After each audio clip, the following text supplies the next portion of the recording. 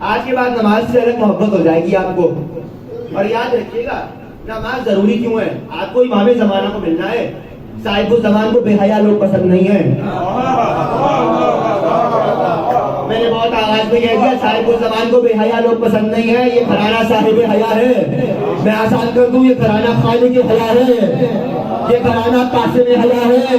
حیا انہوں نے بنائی, ان سے بٹی, ان سے ملی, انہوں نے بتائی.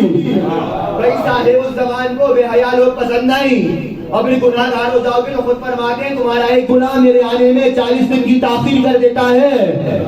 اللہ نے قرآن میں آیت رکھی ان الصلاۃ تنہی عن الفحشاء والمنکر. نماز بے حیائی سے بچائے گی, برے کاموں سے روکے گی. اور اگر نہیں روک رہی, نہیں بچا رہی تو تم لاکھ نماز کرتے رہو, وہ اللہ کے نزدیک نماز نہیں. اللہ اصول دے رہا ہے نماز کو بچا لے گی, نماز کو تمہیں اچھا کر دے گی, تمہارے گناہوں کو پاک کر دے گی, بے حیائی سے روک لے گی. یہ نماز مؤید ہے امام تک لانے کے لیے, چونکہ وہ امام بھی آتے ساتھ سب سے پہلے کعبے میں نماز پڑھائے گا.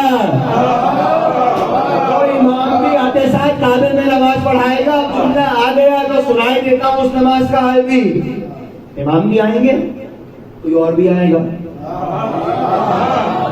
امام کا صحابی صبر مریم, آج کی بھی خواہش ہے آپ امام کے صحابی بنے.